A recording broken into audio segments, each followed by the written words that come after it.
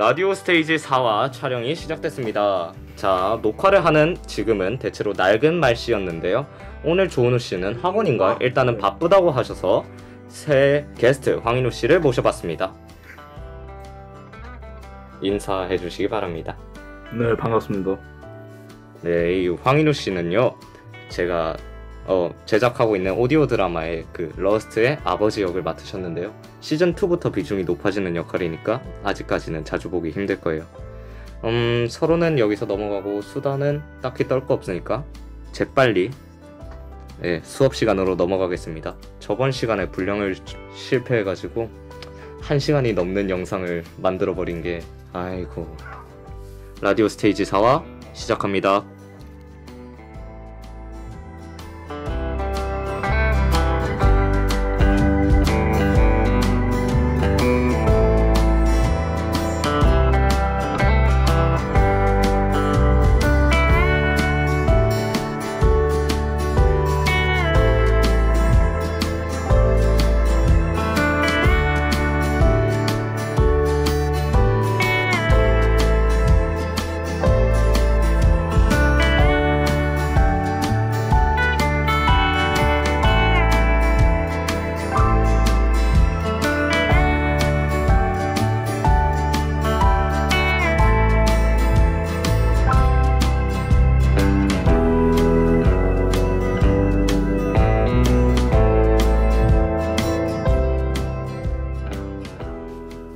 자, 우선은 열강의 경제적 침략에 대한 얘기인데요.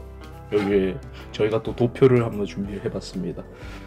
근데 이게 라디오다 보니까 보여드릴 수가 없네요. 그래가지고 못 보여드리는 관계로 그냥 말로만 전달을 하자면, 조선의 수출품 가운데 쌀이랑 콩이 85.7%를 차지하고 수입품에서는 면제품이 56.6%를 차지하고 있었습니다. 이는 개항 이후 조선이 곡물을 수출하고 일본 상인에게 영국산 면제품을 수입한 결과이고요. 조선은 영국산 수입 면포를 서양포, 줄여서 양포라고 했습니다. 표백 가공된 상태가 옥과 같이 깨끗하다 하여 옥양목이라고 불렀고요. 그 다음에 할 말은 청일 상인 간 상권 경쟁의 심화입니다. 개항 직후 조선에서 일본 상인의 활동 범위는 개항장에서 10리 이내로 제한되어 있었습니다.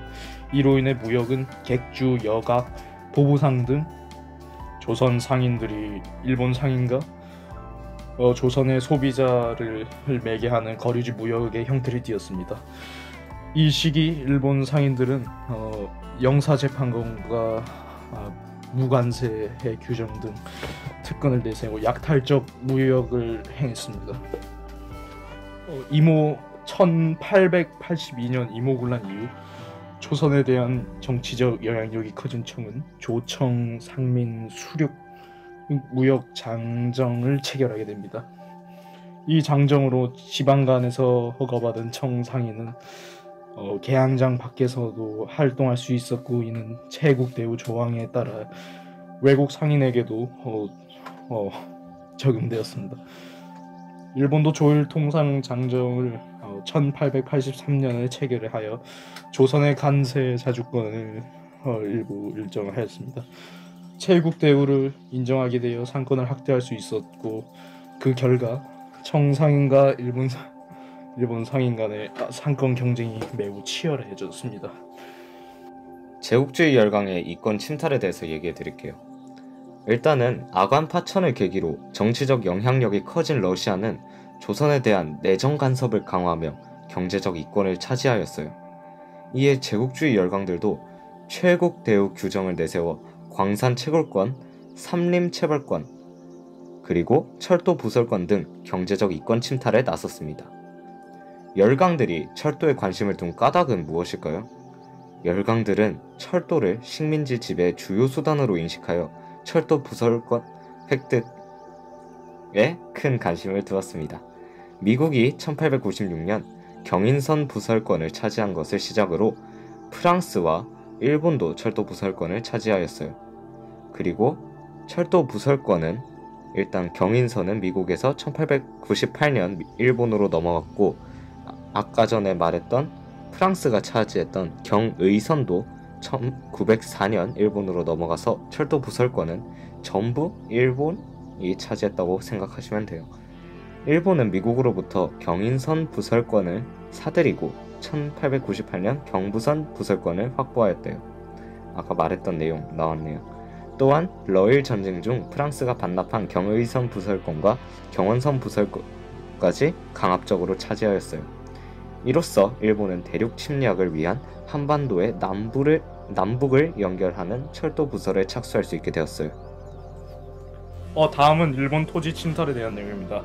러일 전쟁 중 일제는 한일 의정서를 체결하여 군용지를 점령하고 철도 용지라는 명목으로 필요한 양보다 훨씬 넓은 토지를 빼앗았습니다. 일본은 이 과정에서 국유지를 강탈하였고 사유지 또한 대한제국 정부에 사들여 제공하도록 강요하였습니다. 이를 배경으로 일본은 1908년에 동양척식 주식회사를 설립하게 됩니다. 각종 철도 부설권을 차지한 일제는 국유지는 물론 민간인 소유주 토지를 철도 용지에 포함하여 빼앗았고 농민들을 강제로 철도 건설 구역에 동원하였습니다. 일본의 민간인들도 다양한 방법으로 토지를 차지하여 대농장을 경영하였는데요. 여기서 방금 나왔던 1908년의 동양척식 주식회사에 대해 설명해드리겠습니다. 일제는 1908년 3월에 일본에서 제정된 동양척식 주식회사법을 순종항제의 재가를 얻어 일본과 대한제국에게 동시에 공포하였습니다. 이 법률에 의거하여 동양척식 주식회사를 설립되었고, 회사의 설립 목적은 식산흥업의 길을 열고 부원을 개척하여 민력의 함양을 기도해 한국민으로 하여금 문명의 혜택을 잊게 한다 하였습니다. 실제로 한국 농민 수탈에 앞장섰고요. 이 회사는 설립과 더불어 대한제국 정부 출자분을 놋밥, 잡종지 등 대규모 토지를 인수받았고요. 1910년 무렵에는 한국 내에서 토지를 매입하였습니다. 이렇게 확보된 토지는 약 450km 제곱에 달하였고요. 동양척식 주식회사 소유의 토지는 한국으로 이주한 일본인 농민에게 싼 값에 팔아넘겨졌습니다. 일제의 금융재정 장악과 화폐 정리 사업에 대해서 얘기해드리겠습니다. 러일 전쟁 중 일본은 제1차 한일 협약을 체결하고 메가타를 재정 고문으로 파견했습니다. 메가타는 재정 정리 사업과 화폐 정리 사업을 추진하여 대한제국의 금융을 장악하였어요.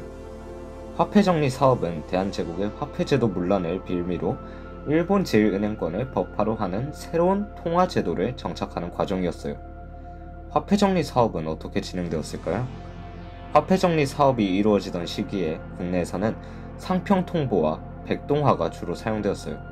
메가타의 건의를 받아들여 대한제국은 1905년에 화폐 조례를 공포하여 국고 출납 업무를 일본 제1은행에 위임하면서 화폐 정리 사업을 단행하였어요. 화폐 정리 사업은 자세히 알아보면은 소액 교환은 안 되는 그런 사업이었는데, 구 백동화의 상태가 매우 양호한 갑종 백동화는 개당 2전 5리의 가격으로 신화폐와 교환하여 주고, 상태가 좋지 않은 일종 백동화는 개당 1전의 가격으로 정부를 매수하여 매수를 원하지 않는 자에게 정부가 전달하여 돌려주었어요.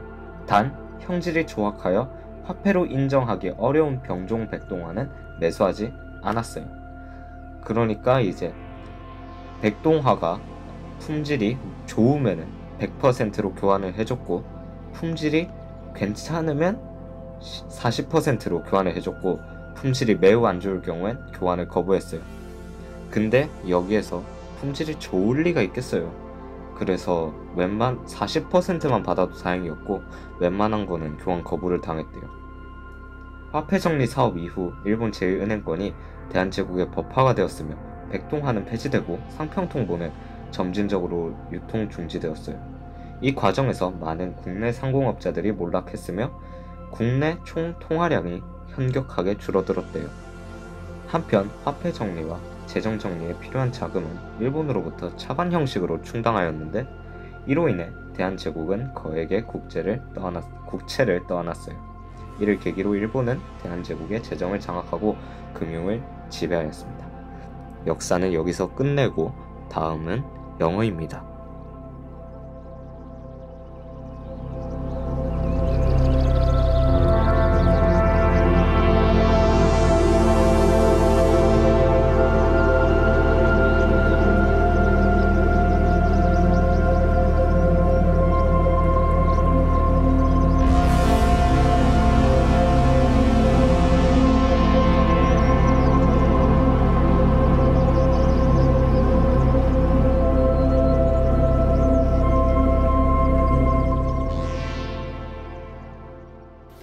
You probably know the greatest souls who sacrificed themselves to help others and make the world a better place to live in. It may seem difficult or practically impossible for ordinary people to live up to what Dr. Schweitzer did.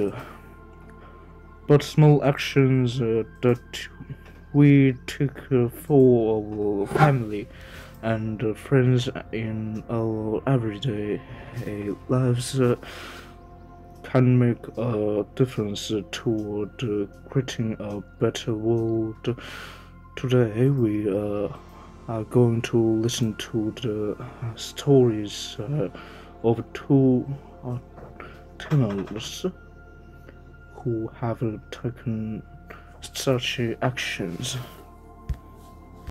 네, 방금 황인우 씨가 읽으신 3과 영어 본문 부분을 해석해 드릴 건데, 일단 이번 본문의 제목은, 일단 3과의 제목은 Take Action, Make a Difference 인데 이번 본문의 제목은 From You to Others, 당신으로부터 다른 사람들에게 입니다.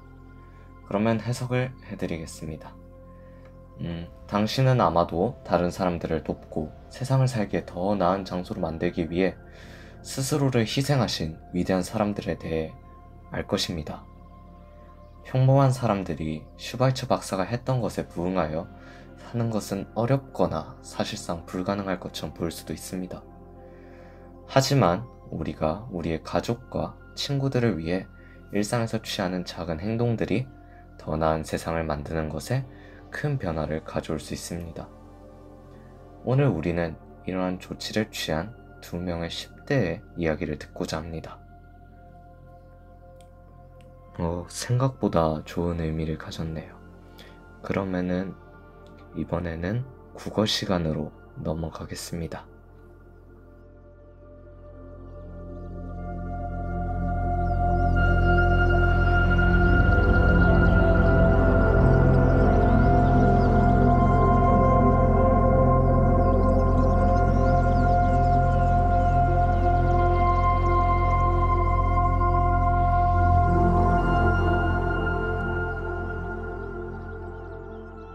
오늘 국어 시간에는 2가지 이야기를 들려드릴 것입니다.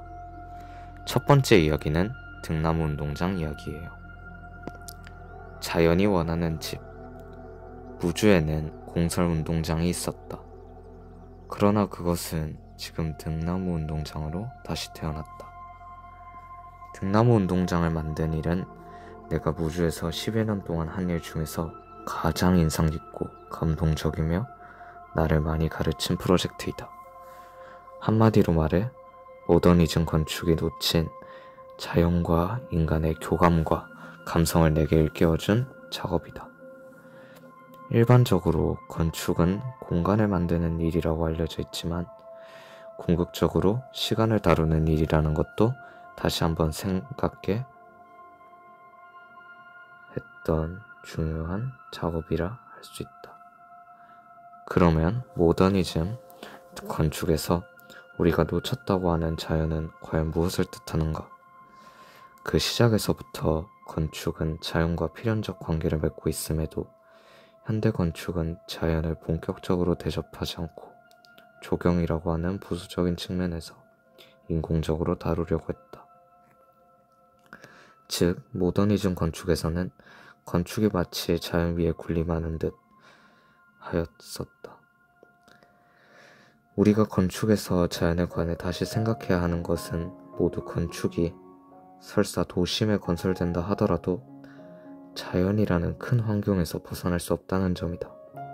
그리고 자연은 시시각각 변화하는 시간을 온전히 표현하는 여러 가지 능력을 지니고 있다. 자연은 그 자체가 변화이자 축적이며 지속이고 자라나는 것이다. 이렇게 다소 추상적인 이야기를 섬세하게 이해하려면 무주의 등나무 운동장에 가보면 된다. 거기에서는 자연과 식물만이 할 수 있는 놀라운 일을 볼 수 있다. 그것은 바로 운동장을 감싸는 등나무들이고 그들이 만들어내는 그림자 그늘이다. 공설운동장과 관중석을 뒤덮은 등나무 그늘은 그 자리에 앉은 많은 이에게 따가운 볕을 가려주는 것은 물론 봄에는 보라색 등꽃을 피워 이 세상 어느 곳에서 체험할 수 없는 빛과 향기를 선사한다. 등나무 그림자와 그늘, 파란 하늘과 초록빛 잔디가 어우러진 풍경은 우리에게 자연의 위대함을 차분히 알려준다. 여기에서 건축은 등나무의 푸른 풍경이 펼쳐지도록 돕는 역할을 한다. 반복되는 단순한 경량 철골로 구축된 구조물은 그 자체가 거창한 일을 하는 것이 아니라 등나무가 자라려는 의지를 최대한 실현할 수 있게 지지하고 돕는다. 그러면 무주 공설 운동장이 등나무 운동장으로 변신하게 된 까닭은 무엇인가? 과연 공설 운동장에는 무슨 일이 일어난 것일까? 1997년 어느 날 나는 무주에 회의를 하러 갔다. 회의가 끝나고 점심을 먹던 중 갑자기 무주 군수가 식사를 마치고 우리 같이 공설 운동장을 갑시다 라고 제안했다. 무슨 일인지도 모르고 따라 나선 나는 거기 무슨 일이 있는지요? 라고 물었으나 그는 그냥 가보면 안다는 식으로 가볍게 대답했다. 그의 말에 반신반의하며 따라가본 운동장은 별다른 특색을 찾을 수 없이 평범했다. 지방 소도시의 조그만 공설 운동장이란 평소에는 한적하고 가끔 행사가 있을 때나 사람들이 모여드는 곳이다. 다만 무주의 공설 운동장은 초록 잔디를 정성스럽게 키워 넓게 펼쳐놓은 것과 주변의 자연 경관이 빼어나다는 점이 특별해 보였다. 그때 군수는 보여줄 게 있다 라며 그간의 고민을 털어놓았다. 그는 공설운동장에서 군내 행사가 있을 때마다 주민들을 초대하는데 주민들은 거의 오지 않고 공무원들만 참여하는 것이 내 마음에 걸렸다고 했다. 그래서 주민들에게 공설운동장에서 행사가 있을 때 왜 참석하지 않느냐고 질문을 했는데 어느 어르신께서 이렇게 대답했다고 했다. 여보게 군수, 우리가 미쳤나? 군수만 본부석에서 햇볕을 피해 앉아있고 우리는 땡볕에 서 있으라고 하는 게 대체 무슨 경우인가? 우리가 무슨 벌 받은 일이 있나? 우리는 안 가네. 아닌 게 아니라 햇볕이나 비를 피하는 가림막은 중앙 본부석에만 있고 운동장 주변의 관중석은 따가운 햇볕에 완전히 노출되어 있었다. 사실 우리나라의 어느 운동장이든 본부석은 일반 관중석보다 늘 거대하고 압도적이어서 권위와 중심을 상징하는 장소처럼 느껴진다. 군수는 모든 공설 운동장에 있는 이 권위주의의 실상을 파악하고 이를 기꺼이 다른 모습으로 바꾸고자 남몰래 무언가를 준비하기 시작했다. 그가 운동장에서 나에게 보여주겠다고 한 것은 바로 그가 운동장 주변에 심어놓은 240여 그루의 등나무였다. 그는 등나무를 심어서 관중석에 자연스러운 그늘을 만들려는 계획을 세워놓고 있었다. 그런데 심은 지 1년도 안 된 등나무가 원래 생각한 것보다 너무 빨리 자라나는 바람에 서둘러 등나무에 집을 지어줘야겠다고 생각했던 것이다. 나는 그의 아이디어가 굉장히 놀라웠고 허공에서 허우적대는 등나무의 손을 보고는 감동하지 않을 수가 없었다. 허공에서 허우적거리는 수백 그루의 등나무 줄기는 마치 살려달라고 애절하게 호소하는 것 같았다. 나는 대답했다. 그래, 등나무들아.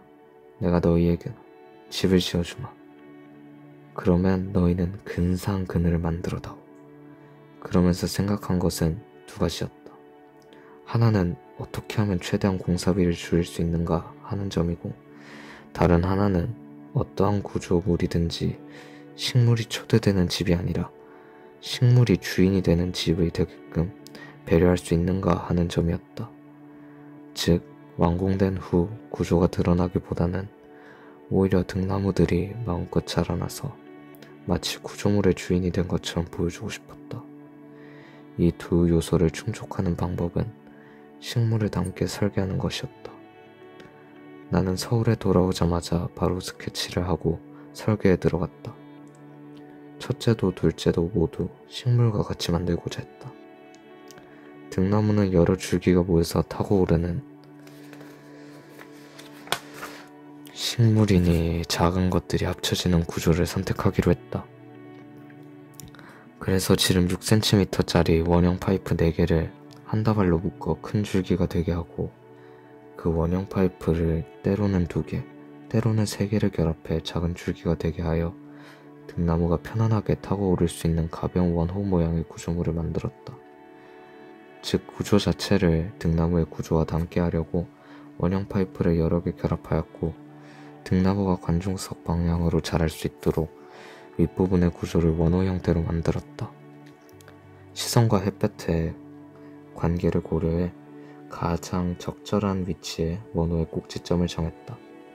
특히 관중석 제일 뒷줄에 앉는 사람들의 시선에 장애가 없도록 하는 것은 원호의 꼭지점을 정하는 데 매우 중요한 고려사항이었다. 또 등나무가 자라면 원호 형태의 파이프가 휘어질 것을 고려하여 기둥의 위쪽에서 원호 형태의 파이프를 당기며 잡아주도록 설계했다. 그리고 등나무가 구조물을 쉽게 타고 올라가도록 하는 세 줄로 옆에 엮어주었다. 구조물의 단면을 그리면서 모든 것은 명확해졌다. 나는 최소의 것으로 최대의 일을 할 수 있겠다는 자신감을 얻었다. 상세한 내용을 모두 정하고 물량까지 계산하는 데 걸린 시간은 서너 시간 정도였는데, 나는 거의 무아지경에 빠져 즐겁게 집중할 수 있었다. 이런 일을 그렇게 순식간에 집중해서 해결할 수 있었던 것은 두 가지 감흥이 겹으로 작동해서가 아닌가 싶다. 하나는 군수가 주민들에게서 얻은 감흥이고, 또 다른 하나는 내가 허공을 허우적대는 등나무순에서 얻은 감흥이다. 사람과 사람이 서로 감흥하고 사람과 식물이 서로 감흥한다는 것은 흔한 일이 아니다. 이 두 가지가 합쳐져 비로소 등나무 운동장이 태어난 것이다. 허공을 허우적대는 등나무가 관중석 쪽으로 손을 내밀고 있는 모습이 지금도 눈에 생생하다. 나무가 몸을 뻗어 세상을 향해 자라나는 것을 보는 일은 언제나 행복하다. 그 그늘 밑에 앉아 등꽃 향기를 맡으며 넓은 잔디밭이 펼쳐진 운동장을 보는 것은 근사한 일이다. 무주 등나무 운동장 관중석의 제일 뒷줄에는 우리는 향기로운 등꽃의 터널을 지나며 꿈같은 풍경을 즐길 수 있다. 등나무 운동장 프로젝트에서 건축가가 한 일이라곤 기껏해야 등나무가 자라나는 구조물을 만든 것에 불과하다. 나머지는 모두 자연에서 일어나는 일과 서로 긴밀하게 결합하면서 완성된다. 공설 운동장에는 많은 변화가 일어났다. 관중석 상부에 철골 구조물을 만든 공사가 완공되고 1년이 지나면서 등나무 운동장은 서서히 우주 주민의 사랑을 받는 장소가 되었다. 등나무는 마치 집들이를 하듯 마음껏 잔치를 벌였고 그 잔치에 주민들을 초대했다. 관중석 바닥에는 조명도 설치되어 밤이 되면 등나무들이 은은하게 변신한다. 그리고 본부석의 콘크리트 지붕을 부드러운 막 구조물로 바꾸었고 거기에 대형 화면을 설치했다. 매년 꽃이 피는 봄이 오면 등나무 운동장은 환상적으로 변한다. 언제나 주민들은 이 운동장에서 영화도 감상했다. 그리고 행사나 경기가 없을 때 여기저기서 방문객들은 등나무 운동장의 커다란 규모와 아름다운 풍경에 압도되어 감동한다. 거기에는 결과적으로 자연의 힘이 크게 작용했지만 또 한편으로는 절제된 건축의 힘도 작용했다. 운동장의 등나무는 철 구조와 서로 만나서 또 다른 구조체를 만들어냈다.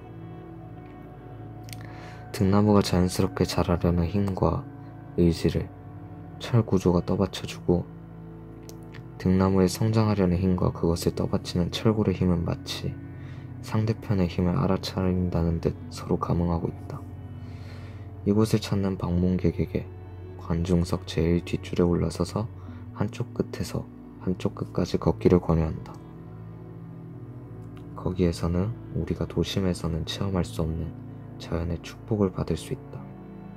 자연은 올해에도 어김없이 스스로 늘 그러한 풍경을 보여줄 것이고 내년에도 그러할 것이다. 서울에는 상암 월드컵 경기장이 있고 무주에는 등나무 운동장이 있다. 세계에서 단 하나뿐인 등나무 운동장이.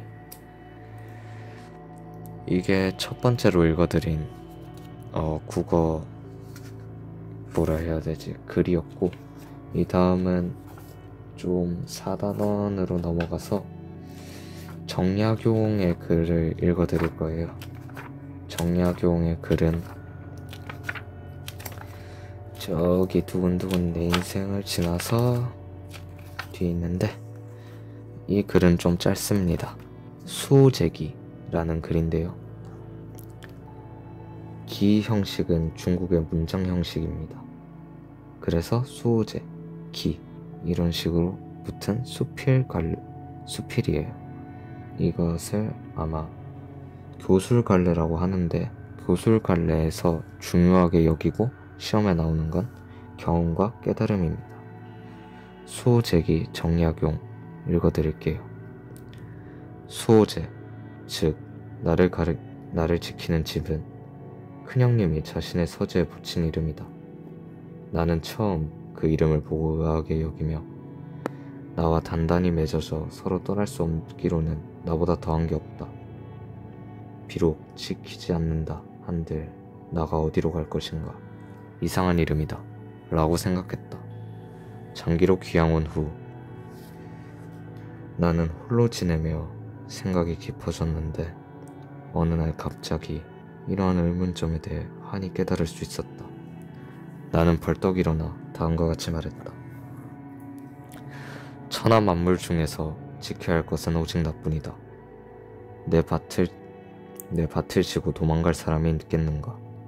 그러니 밭은 지킬 필요가 없다. 내 집을 지고 달아날 사람이 있겠는가? 그러니 집은 지킬 필요가 없다.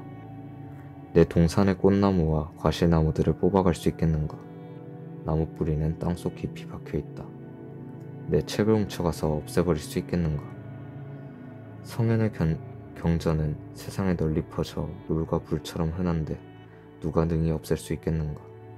내 옷과 양식을 도둑질하여 나를 공색하게 만들 수 있겠는가? 천하의 실이 모두 내 옷이 될 수 있고 천하의 곡식이 모두 내 양식이 될 수 있다.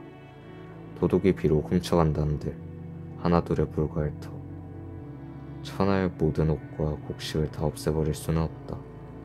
따라서 천하 만물 중에 꼭 지켜야만 하는 것은 없다.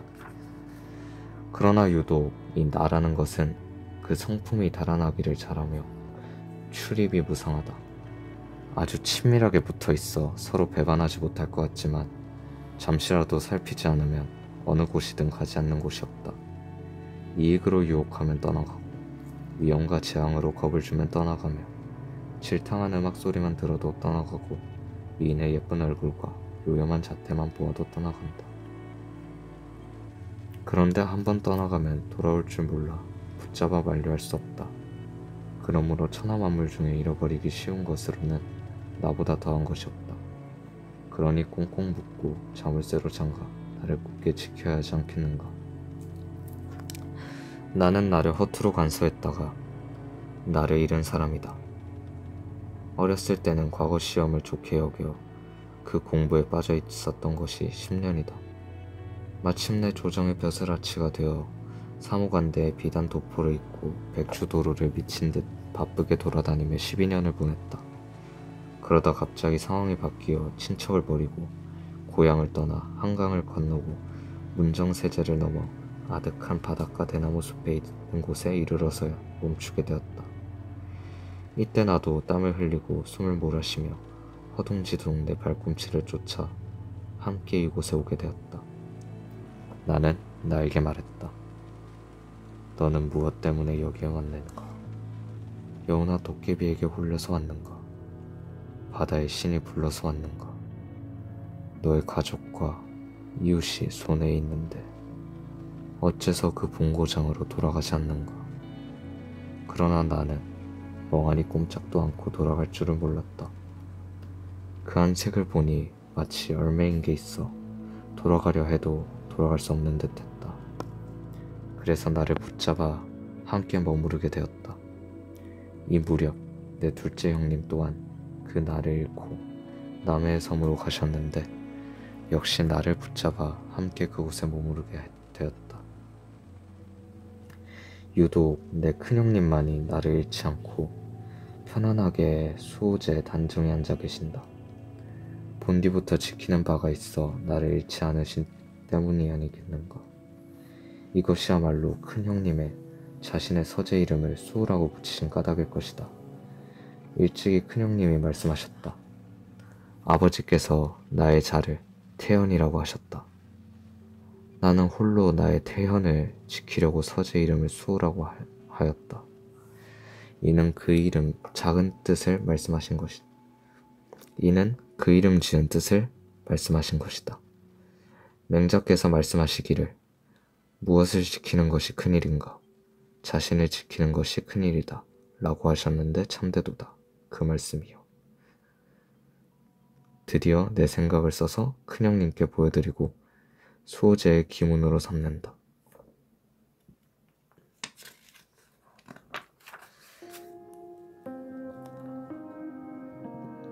이 글을 정리해보자면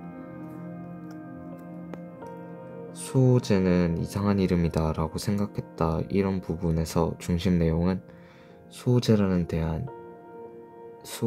이름에 대한 의문을 나타낸 것이고, 장기로 귀양 온 이후 어쩌고저쩌고 지켜야 하지 않겠는가, 이 부분에서 중심 내용은 나를 지켜야 하는 까닭입니다. 그리고 나는 나를 허투루 간수했다가 그곳에 머무르게 되었다. 이 부분에서는 나를 잃어버렸던 과거에 대한 반성이 중심 내용이 되겠고요. 유독 내 큰형님만이 수호제 기문으로 삼는다. 여기 내용에선 수호제기를 쓰게 된 내력이 중심 내용이 되겠습니다. 수호제기를 통해 교술갈래의 특성을 알아보도록 하겠습니다. 글쓴이가 어떤 경험을 계기로 하여 이 글을 쓰게 되었냐면요, 글쓴이가 자신을 잃어버린 경험이라고 볼 수 있겠습니다. 그러면은 이 글에서 나타난 글쓴이의 깨달음은 무엇일까요? 이 글에 제시된 지켜야 하는 것과 지키지 않아도 되는 것을 구분해서 정리해보자면은, 지켜야 하는 것은 나이고 그것은 달아나길 잘하며 출입이 무상하고요, 한 번 떠나가면 돌아올 줄 모르기 때문입니다. 지키지 않아도 되는 것에는 밭, 집, 꽃나무와 과실나무, 책, 옷과 양식이 있었다고 했습니다. 다른 사람이 가져갈 수 없고요, 완전히 없앨 수가 없으므로 대체할 수 있기 때문이었습니다. 글쓴이가 나를 지키지 못한 까닭이 무엇일까요? 과거 시험 공부와 벼슬살이에 열중하느라 바삐 지내면서 자신을 돌보지 못했기 때문입니다. 글쓴이의 깨달음을 중심으로 하여 이 글의 주제를 말해보자면, 참된 나를 지키는 일이 가장 중요하다라고 볼 수 있겠습니다. 수호제기와 글을 바탕으로 하여 글쓴이인 정약용의 개성을 파악해보자 라고 하는데, 다음 글은 다산의 마음의 일부입니다. 신유박해 이후 다산은 18년에 걸친 유배 생활을 하게 된다. 이때 그의 나이 40세였다. 외견상 그의 인생은 끝났다. 어떤 희망도 없었다. 그런데 오히려 다산은 지나간 40년의 인생이 진정한 나를 잃어버리고 살았던 시간임을 호련 깨닫는다. 이제 진정한 나를 찾을 수 있는 기회가 주어진 것이다. 그런 깨달음은 지독한 고통과 고독과 자기응시 속에서 이루어진 것이었다. 어떻게 살아야 하는가? 어떻게 해야 참된 나로서 살아가는 것인가? 그 답을 향해 가는 과정이 이후 그의 삶이기도 하다. 라는 내용인데요. 절망적인 상황에도 좌절하지 않고 오히려 이를 자기 수양의 계기로 삼고 있는 점에서 강인한 정신력을 지닌 사람이다 라고 정약용을 판단할 수 있겠습니다. 교술관례의 개념과 특성에 대해서 말해보겠습니다.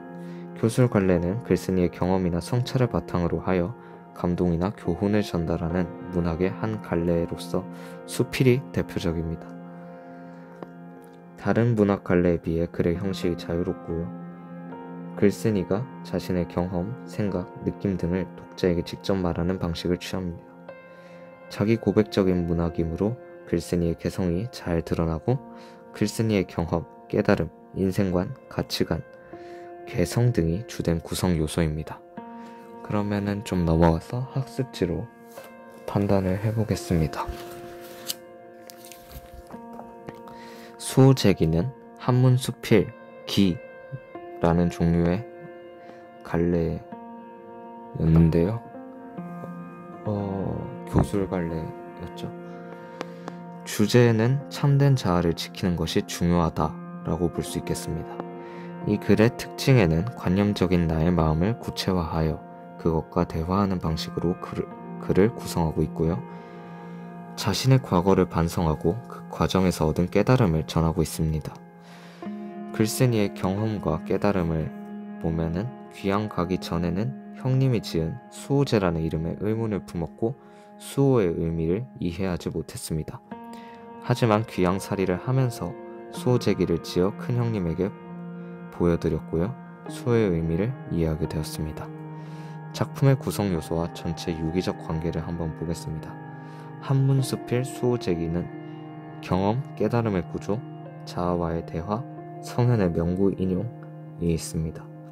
일단 경험, 깨달음의 구조에는 자신의 과거를 반성적으로 돌아보고 그 과정에서 얻은 깨달음을 전함, 그리고 자아와의 대화에선 대화 속에서 나의 마음의 상태를 자세히 제시함으로써 깨달음의 과정이 구체적으로 드러남. 성현의 명구 인용에서는요, 맹자의 말을 인용하여 글쓴이가 제시한 주장의 설득력을 높임입니다. 교술갈래의 특성에는 다른 문학갈래에 비해 글의 형식이 자유롭고 글쓴이가 자신의 경험, 생각, 느낌 등을 직접 드러내는 방식으로 서술이 됩니다. 자기 고백적이며 글쓴이의 개성이 잘 드러난다는 특징이 있습니다. 이렇게 국어 시간이 끝이 났습니다. 국어 시간은 이누씨 사정 때문에 어제 못 찍어서 따로 밤에 촬영을 하는데 녹음을 하는데 밤에 좀 녹음을 하다 보니까 텐션이 좀 떨어졌네요. 그럼 다음 시간은 썰 시간이랑 그 썰 사연 시간 넘어가 보도록 하겠습니다.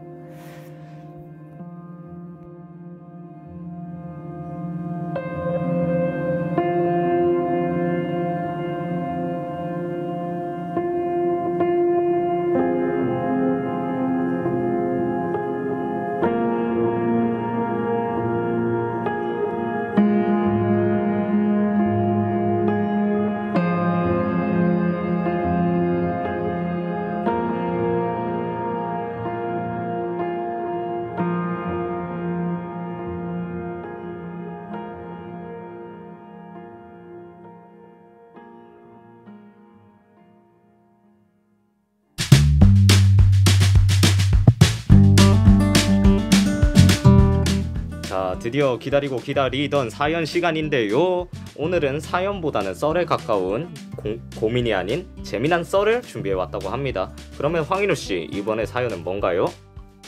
우선 이건 제 썰이고요. 제 썰이고 이게 제가 한 건 아닌데 제 친구에 대한 이야기를 하려고 합니다. 저랑 친구들이랑 이제 상남동에 간 적이 있어요.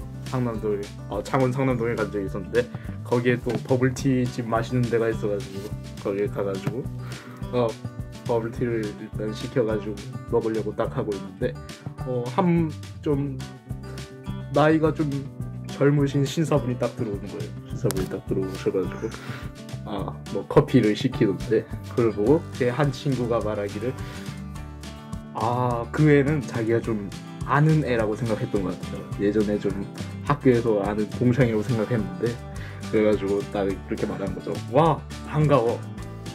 너 엉덩이가 좀 커진 거. 여기서 보면 그냥 흔한 친구들끼리 있을 법한 얘기 같죠? 그런데 그 뒤가 매우 웃깁니다. 엉덩이가 좀 큰 것 같다라고 말한 친구의 말을 들은 그 신사분께서 그렇게 말하더라고요. 죄송합니다. 사람 잘못 본 것 같습니다. 그 말에 심장이 무너지는 것 같았어요. 와 그래가지고 일단은 옆에 친구들이 그 친구한테 빨리 사과해라 이런 식으로 말하니까 일단 그 친구는 얼굴을 가리면서 죄송합니다 라고 작은 소리를 외치면서 그 카페를 빠져나갔습니다. 와, 라디오 스테이지 아직 4화밖에 하지 않았지만 일단은 역대급으로 웃긴 썰이었는데요. 솔직히 사연 도중에 잡음 들어갈까봐 우참하느라 진짜 너무 힘들었어요. 그리고 여기 옆에 그 드로이드 역을 맡으신 추혜성 분도 라디오 스테이지 여기서 지금 보고 있는데 재밌으셨죠, 추혜성 씨? 지금 예성 씨가 이제 예성 씨는 일단 이번 썰이 매우 격하게 재밌다고 하셨네요. 그러면 오늘은 라디오 스테이지 4화 이렇게 마무리하겠습니다. 바이바이. 안녕.